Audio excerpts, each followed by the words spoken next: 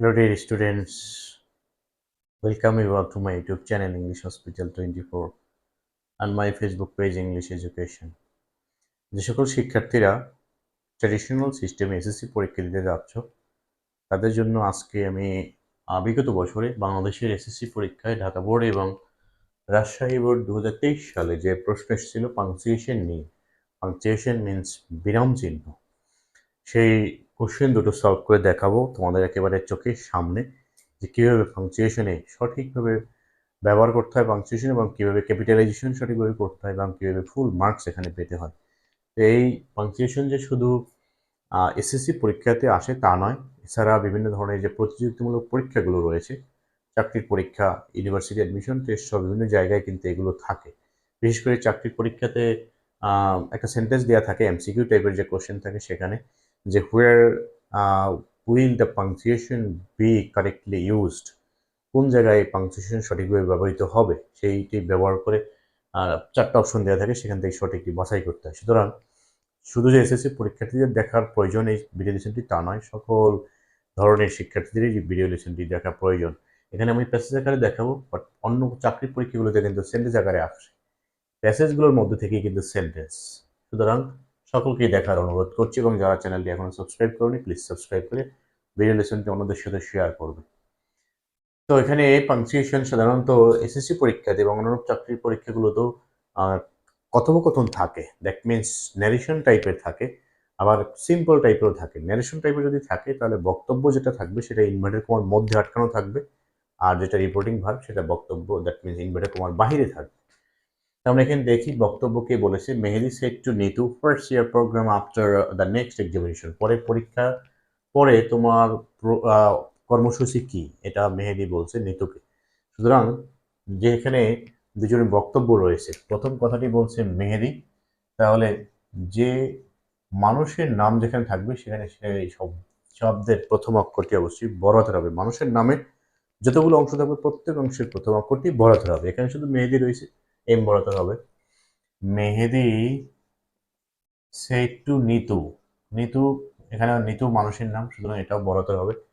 তারপরে সে ফার্স্ট, এই জায়গায় দেখা যায় এইটুকু হচ্ছে রিপোর্টিং ভার্ব, তো রিপোর্টিং ভার্বের পরে কমা ব্যবহার করতে হবে। তার বক্তব্য হচ্ছে তোমার পরীক্ষার পরে তোমার কর্মসূচি কি, তাহলে বক্তব্যটা ইনভার্টেড কমার মধ্যে আটকাতে হবে।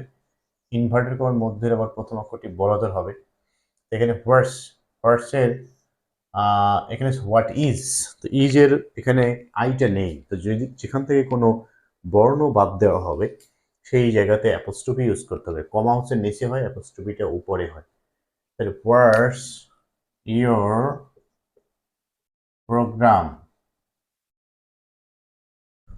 হোয়াটস your programme after the next examination, what's your programme after the next examination. তাহলে এটা সে প্রশ্ন করেছে, যদি প্রশ্ন করেছে যেহেতু সুতরাং শেষে প্রশ্ন চিহ্ন দিতে হবে, এবং এই বক্তব্যটি যেখানে শেষ সেখানে আমাদেরকে ইনভার্টেড কমাটিও শেষ করে দিতে হবে। তাহলে বক্তব্য এখানে শেষ, ইনভার্টেড কমাটা আমরা এখানে শেষ করে দিলাম। First year programme after the examination, Nitu said, তাহলে এখানে মানুষের নাম, মানুষের নামের প্রথম অক্ষর বড়াতে হবে।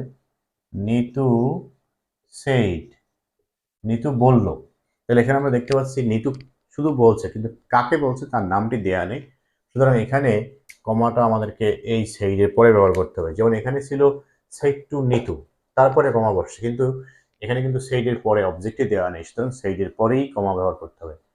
নিতু সেইড, পরে যেহেতু তার বক্তব্য, বক্তব্যটি ইনভার্টেড কমার মধ্যে আটকানো হবে এবং ইনভার্টেড কমার মধ্যে প্রথম অক্ষরটি বড় হাতের হবে। তাহলে Nitu said I have decided, I have decided to visit the Padma bridge, Padma bridge এটা বড় হাতের হবে, পদ্মা ব্রিজ, পদ্মা ব্রিজের নামের প্রত্যেকটি অংশ বড় হাতের হবে। তাহলে পদ্মা ব্রিজ, কারণ পদ্মা ব্রিজ এখন প্রপার নাউন হয়ে গেছে, প্রপার নাউনের প্রত্যেকটি অংশ প্রথম অক্ষর বড় হাতের হয়। তাহলে I have decided to visit the Padma bridge, তার বক্তব্য এখানে শেষ এবং এখানে ফুল স্টপ দিতে হবে, কারণ এটা হলো assertive sentence. What an excellent idea, আবার একটা নতুন বক্তব্য শুরু হয়েছে। নতুন বক্তব্যের প্রথম অক্ষরটি বড় হাতের হবে এবং ইনভার্টেড কমার মধ্যে আটকানো হবে। What an excellent idea it is. সে হচ্ছে এখানে বিশ্ব প্রকাশ করছে। বিশ্ব প্রকাশ করলে এক্সক্লামেটরি সাইন বা বিশ্ব চিহ্ন দিতে হবে এবং বক্তব্য এখানে শেষ, ইনভার্টেড কমাটি আমাদেরকে এখানে শেষ করে ফেলতে হবে। তাহলে হোয়াট অ্যান এক্সেলেন্ট আইডিয়া, প্রশ্ন করলে যেমন প্রশ্ন চিহ্ন দিতে হয়, যদি বিশ্ব প্রকাশ করে সেখানেও বিশ্ব চিহ্ন এক্সক্লামেটরি সাইন দিতে হবে এবং বক্তব্য যে জায়গায় শেষ হবে সেই জায়গায় অবশ্যই আমাদেরকে ইনভার্টেড কমাটি শেষ করে দিতে হবে। এখন দেখা গেল একই ব্যক্তি যদি একই সাথে একাধিক বক্তব্য দিয়ে থাকে তাহলে অবশ্যই তার সবগুলো বক্তব্যে একটা ইনভার্টেড কমার মধ্যেও আটকে দেওয়া যাবে, কিন্তু কথাগুলো তার পরপর হতে হবে। দ্যাট মিনস সিকোয়েন্স অনুযায়ী একটি পরে আরেকটি যদি হয়, কিন্তু একটি পরে আরেকজন অন্য একটি কথা বলেছে তখন একই ইনভার্টেড কমার মধ্যে দেওয়া যাবে না। এটা ছিল ঢাকা বোর্ড 2023 সালে যেটা আসছে সেটা। তারপর হচ্ছে রাজশাহী বোর্ড 2023 সালে যেটি আসছে। তো আমরা জানি once my mother said to me, তাহলে এখানে সেন্টেন্সের প্রথম অক্ষরটি বড় হাতের হয়। Once my mother said to me, এইটুকু হচ্ছে রিপোর্টিং ভার্ব, এটাকে কমা দিয়ে আলাদা করে ফেলতে হবে। হু কেম টু ইউ, তাহলে এটা হলো আমাদেরকে ইনভার্টেড কমার মধ্যে আটকাতে হবে, কারণ এটা হচ্ছে বক্তব্য। তার বক্তব্য থাকবে ইনভার্টেড কমার মধ্যে এবং বক্তব্যের প্রথম অক্ষর, দ্যাট মিনস ইনভার্টেড কমার মধ্যে প্রথম অক্ষরটিকে বড় হাতের দিতে হবে। তাহলে আমরা এখানে এটাকে বড় হাতের দিয়েছি। হু কেম টু ইউ, এখানে প্রশ্ন করেছে, তা প্রশ্ন করলে প্রশ্ন চিহ্ন দিতে হবে। হু কেম টু ইউ, কে তোমার কাছে এসেছিল, পরের কথাটি আবার অন্যজনে বলছে, সুতরাং একজনের কথা যেহেতু শেষ, ইনভার্টেড কমা এখানে শেষ করে বলতে হবে। Who came to you. My friend Rafiq mom, বলছে যে মা আমার বন্ধু রফিক এসছিল, তাহলে এটা তার বক্তব্য, এখানে ইনভার্টেড কমার মধ্যে দিতে হবে। মাই ফ্রেন্ড রফিক, রফিক হলো মানুষের নাম, তাহলে এটা বড়াতে দিতে হবে। মাই ফ্রেন্ড রফিক মম, এখানে সে সম্বোধন করেছে। কাউকে সম্বোধন করে যদি কোনো কথা বলে, সেই সম্বোধন সূচক শব্দটি যদি সেন্টেন্সের শুরুতে থাকে তাহলে সম্বোধন সূচক শব্দের পরে কমা ব্যবহার করতে হবে, কিন্তু যদি শেষে থাকে তাহলে সম্বোধন সূচক শব্দের আগে কমা ব্যবহার করতে হবে, দ্যাট মিনস পূর্বে কমা ব্যবহার করতে হবে। তাহলে আমরা এখানে ব্যবহার করেছি মাই ফ্রেন্ড রফিক মম, তাহলে এটা হলো অ্যাসার্টিভ সেন্টেন্স। তাহলে এখানে ফুল স্টপ হবে, এখানে আর প্রশ্ন চিহ্ন হবে না, ইনভার্টেড কমা এখানে শেষ করতে হবে, কারণ এখানে যে ব্যক্তি কথা বলেছে তার পরবর্তীতে আর কোনো কথা নেই। পরের কথাটি এবার তার মা বলছে। শি আস্কড, তিনি জিজ্ঞাসা করলেন হোয়াট ডিড হি ওয়ান্ট, বলছে তোমার বন্ধু তোমার কাছে কি চায়। তাহলে এখানে সেন্টেন্সের শুরু দিতে, প্রত্যেকটি সেন্টেন্সের শুরুতে প্রথম অক্ষর বড় করে হবে। তাহলে শি আস্কড, এখানে কোনো অবজেক্ট নেই, সুতরাং এখানেই আমার ইনভার্টেড কমা শুরু করতে হবে। শি আস্কড হোয়াট, এখানে ইনভার্টেড কমার মধ্যে প্রথম অক্ষরটি বড় করে দিতে হবে। হোয়াট ডিড হি ওয়ান্ট, তোমার বন্ধু তোমার কাছে কি চায়, তাহলে এটা প্রশ্ন করেছে, প্রশ্ন চিহ্ন দিতে হবে। তারপরে হলো এখানে এই জায়গায় এসে তার বক্তব্য শেষ, সুতরাং ইনভার্টেড কমাটি এখানে শেষ করতে হবে। হোয়াট ডিড হি ওয়ান্ট, সে তোমার কাছে কি চায়। আই সেইড, নতুন আবার আরেকটা সেন্টেন্স শুরু হয়েছে, নতুন সেন্টেন্সের প্রথম অক্ষর বড় ধরা হবে। আই সেইড রিপোর্টিং ভার্ব, এরপরে কোনো ইয়া নেই, অবজেক্ট নেই, সুতরাং সেইডের পরেই কমা ব্যবহার করতে হবে। পরে এবার একটা বক্তব্য, তাহলে বক্তব্য এখানে অবশ্যই ইনভার্টেড কমার মধ্যে লিখতে হবে এবং ইনভার্টেড কমার মধ্যে প্রথম অক্ষরটি বড় হতে হবে, যে his mother is ill, his mother is ill, তার মা অসুস্থ। হি নিডস সাম মানি, তাহলে পরে কথাটি একজনই বলছে, সুতরাং আমরা এখানে এই জায়গায় ইনভার্টেড কমা শেষ করবো না, কিন্তু ফুল স্টপ দিতে হবে। কেন? কারণ এখানে একটি সেন্টেন্স শেষ হয়েছে, বক্তব্য শেষ হয়নি, বাট সেন্টেন্স শেষ হয়েছে। আমরা জানি সেন্টেন্স হলো 5 ধরনের অর্থ অনুসারে, assertive, interrogative, imperative, objective, exclamatory. এই 5 ধরনের প্রত্যেকটি সেন্টেন্স যেখানে শেষ হবে সেখানে একটা পাংচুয়েশন ব্যবহার করতে হবে। তাহলে হিজ মাদার ইজ ইল গেল এটা। হি নিডস সাম মানি, নতুন সেন্টেন্সের প্রথম অক্ষরটি বড় হাতের দিতে হবে। হি নিডস, তার প্রয়োজন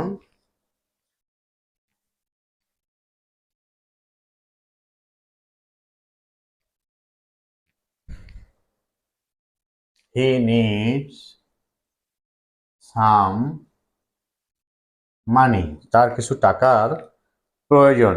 আই হ্যাভ গিভেন হিম 500 টাকা, আমি তাকে 500 টাকা দিয়েছি। তাহলে এখানেও একটি সেন্টেন্স শেষ হয়েছে, পরে আবার নতুন সেন্টেন্স শুরু হয়েছে, কিন্তু বক্তব্য শেষ হয়নি।